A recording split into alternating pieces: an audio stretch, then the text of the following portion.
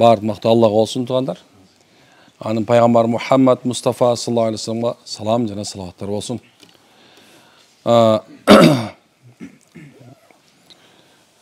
Бұл дүниеде ең мындай барктуу, нарктуу же болсо сиз менен биз баалай турган каухардан дагы, алмаздан дагы, бриллианттардан дагы ең баалуу бул биздин ата-энелерибиз. Муну эч качан муну эстен чыгарбашыбыз керек.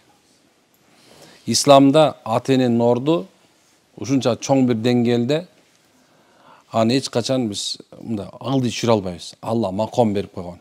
Алла ордун коюп койгон. Намаз окугула жана ата-энеңерге баш ийгиле. Баш ийгиле деген сөз мында башыңды сыйлагыла деген өкүм. Алла Таала бизди сыйлашка бизге важип кылган. Сый урматты кыла турган, сый урматта эң алда турган бул биздин ата-энебиз. Анан бирок эми ушу биздин ата-энелерибиз ар кандай болот экен. Ар ким ар кандай болот экен. Мындай бир түрлүү болбойт экен. Же болсо баардыгы тең идеальный түп-түз болуп кетпейт экен. Бирөө арага чыгып кеткен болот экен. Эми жашоо ар кандай экен, ар ким ар кандай жол менен сындырат экен. Бирөө баягы жалгыз бала болуп көп кетиши мүмкүн экен. Кээ бирлери болсо баягы бардарчылыктын негизинде баягы жүрүп, баягы жашоонун көпчүлүк нерсесин билбей, адил ахлаксыз болуп чоңоюп калышы мүмкүн экен. Кээ бирлер жетим болуп, жетимчиликти көрүп, баягы башка тарбиясыз өсүп калышы мүмкүн экен, туурабы? Баардыгы эле интеллигент үй бүлөдөн анак сөөк болуп чыга калган жок, туурабы? Ошентип жашоо ар кандай калчап, ар кай жолго таштап, анан ошентип отуруп биз мына ата-эне, биздин ата-энелер жана ошондой сиз да биздин ата-энелерибиз да мына карап көрө турган болсо, канча деген профессия нээси бар, канча.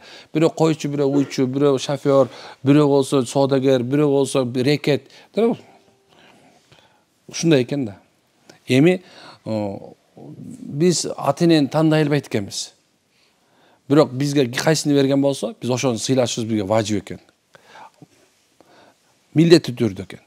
Бирок ошо биздин ата-энелерибиз кээ бирде бизди эмне кылат экен? Каргайт экен. Ошону шарият ак болуу деп айтат. Же болсо ата-эненин бизге актык бериши. Кыргызда сөзү ата-энең ак болур деп айтат, ата-энең ак болур деген сөз бар. Эми бул Абу Бакр Бакрадан келет экен. Бул бекем хадис, билесиздер. Карагыла. Пайгамбар саллаллаху алейхи вассалам азабы кыямат күнүнө сактап калбастан бул дүйнөдө бат деле көрсө турган күнөөлөр дептир. Биринчиси залымдык кылып чектен чыгуу. Залымдыктан чектен чыгуу. Эми бул сөздү түшүнүп атасыздар. Дегеним залымдык деп мисалы бирөөнү үстөмдүк кылып бүгүн сабадыңбы? Бирөөнүн тишин сындырдың, эртең экисинин тишин сынат. Бүгүн бирөөнүн кулагын үздүң, эртең эки кулагың үзүлөт. Бүгүн бирөөнүн көзүн томуйттың, эртең эки көзүң томуят. Мындай айтканда ордуна двойной берилет да булачы. Залымдыктын чеги ушунчалык бул дүйнөдө эле көрөт адам. Эгер бул дүйнө көрүнбөсө, ахиретке калбайлы, Кудай сактасын. Наузубилла. Керек болсо, кыяматта ушунча чоң деңгээлде адилеттүүлүк, бир мүйүзү сынган эчки келип алып, баягыны сүзгүлөйт дейт, мен мүйүзүмдү салып бер дейт экен да. Салганга чейин, ошо ордуна такканга чейин сүзөт дейт, бирок тага албайт дейт, туурабы? Залымдык ушундай.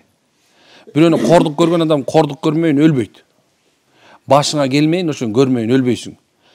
Мисалы сен мен көп эле көрдүм, мындай эмеден, көп эле китептерден да окудум. Ушул залымдык кылып, анан мисалы залымдык менен өлгөндөр көп. Кыргызда айтат, ок менен өлтүргөн ок менен өлөт, туурабы? Бул ушундай нерсе, бул жашоо. Бул Алланын адилеттүүлүгү. Бирок пайгамбар экен, бул дүйнөдө эле бериле турган экен. Күнөөлөрдүн бирisi бул залымдык кылып чектен чыгуу. Андан кийинкиси бул тууган уруктан карым катнашты үзүү. Андан кийинкиси бул ата-энеге ак болушу. Негизинде өзү бул бир туугандан карым катнаш үзүүнүн эмне үчүн бул дүйнөдө жазасы берилет десе, биринчиден туугансыз. Баягы душманыңды дос тутуп, жакшы тууган кайдан табасың деп турабы? Мындай тууган деле өзү бир эле болот экен да. Кимде ким тууганын сыйлабаса, аны менен карым үзө турган болсо, ал кандай болсо да, ошону үзө турган болсо, ал эртең эки кордук көрөт экен. Мына бул дүйнөдө эки кордук көрөт. Биринчиси качан ага көпчүлүктөр жабылып, аны шермендик кылып атканда, анын таянар эч кимси жок калат экен. Экинчиси бул дүйнөдө бир туугандар отуруп, мындай бир чай ичкендин, бир рахат алгандын жакшылыгын кура алат экен. Ушундай көп адамдар бар. Эми андан чоң нерсеси бул дүйнөгө келет турган нерсеси тууганчылык түзө турган адам бат эле кедейлик келип калат экен. Бат эле мондай жан ногундай келип калат экен. Ошонун себебинен субханалла, эмнекен пайгамбар бул дүйнөдө берилет дейт азап, ахиретке калектен бериле турган. Анан үчүнчүсү болсо бул ата-эненин сага берген актыгы. Ата-энең сенде балам жок десе, сендей балаң бар, ит жакшы деди. Сен туубай эле койсоң болмок экен. Сен ушу бакпай эле өлтүрүп салсаң болмок экен. Сендей баладан көрө, андан көрө ит жакшы деп ушундай сөздөр ата-эненин оозунан чыккан сайын, ошол мындай бир ошол замат келет экен башыбызга.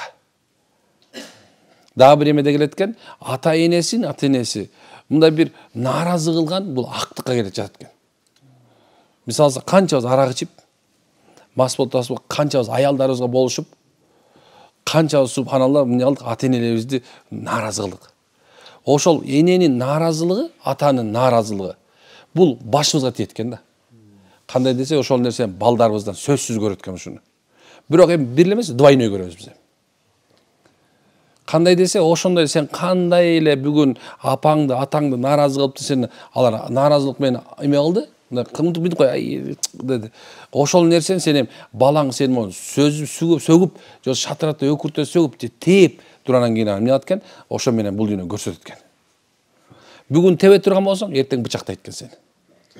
Эгер бычак көтөрө турган болсоң, эртең балаң автомат көтөрөт экен сага. Эки эсе көрөсүң. Ушунча чоң жаман нерсе экен, бул дүйнө берилет экен. Азабы. Бирок азап, ал мындай азап бар го, мисалы бир жерин кесип салсачы, ох дейсиң, бир тигилип калып турабы? Бул мындай душевный азап деп коет да. Жан дүйнөнүн азабы болот. Жан дүйнөнүн азабы бул жаман өмүр бою кыйнайт адамды. Кап ушинтпей эле койсом эмне болмок? Кап атаңдын көрү арман, адам арман кылып жүрөт кетип калат экен. Ошол себептен эмне экен?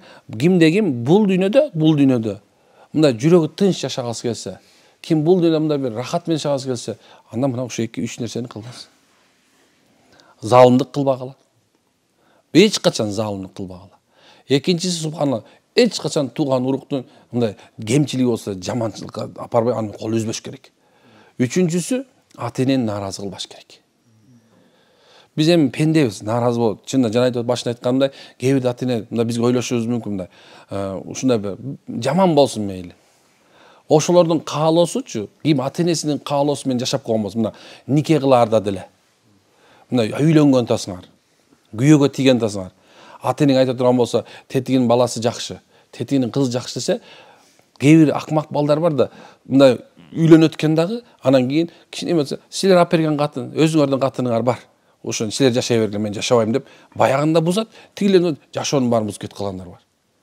Биз наобороттон болсо, тескерисинче биз ата-энебиз алып бергенге ыраазы болобуз, ата-энебиз тийдиргенге ыраазы болобуз. Мына алардын каалоосу менен жашаганга аракет кылыш керек. Экинчиси, билесиздер, мен шариятта көпчүгөн жолдор бар, бирок эгерде кимде ким канча деңгээлде өзүн көргүсү келсе, мен айтам, сенин иманың канча деңгээлде, акылың да ошончо деңгээлде болот. Иманың канча болсо, акылың да деңгээлде. Мисалы, имандын деңгээли төмөндөгөн сайын адамга душманчылык болот. Мындай аркасынан түшүп аласың душманчылыкка. Иманың деңгээли төмөн болгон сайын, субханалла, ушундай бир жаман гана ойлор келе берет. Жаман ой келип турат. Ошондой эле мисалы, кээ бир убактарда мисалы ата-энелерибизге дагы жана имандын деңгээли төмөн болгон сайын, биз алардан мындай силер баягыда мынтип койсоңор мындай болмок, мурун мынтип койсоңор оңолуп кетмекпиз, мурун момундай болгон тигинтип коймоксуз деп ата-энесине айтып аткан болсо, анын иманы төмөн. Бирок силер имандуулар. Имандууларга айта турган сөзүм ушул.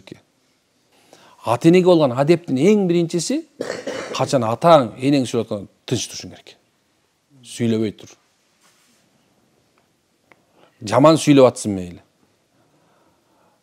Сага жакпай аткан сөз сүйлөп атсын. Сени бир аз кине мындай бир акылыңда мындай эме кылып аткан болсо мындай, кандай десем, мындай сени төмөнүрөөк кылып сүйлөп аткан болсо тынч тур. Жооп бербе. Жана бирөөнө сүйлөп атса, андан ашып сүйлөбө. Экинчиси, качан алар басып баратканда алардан алдына чыкпа, дайыма бир кадам артта жүр. Бир кадам артта жүр атаңан. Атаны алдыга чыгар. Атанын орду ушундай. Сен эмес, Аллах алдыга чыгарткан. Аллах өзү айтып атат, атаңдан алды биз коюп атат атаны. Эми энең менен турат болсоң, атаңдан алдыга чыгыш үчүн, сен атаңан уруксат сурашың керек. Мен уруксат берсеңиз, алдыга бара берейин, тияктан күтүп ала берейин. Атаңыз унчукпаса аркасынан кете бер. Bir günü Hazreti Ali bir peşinbeken asır namazga kechigip kalıptır. Бирок ушундай акыбал болуптур, пайгамбар кечке чейин үркүдө тура бериптир.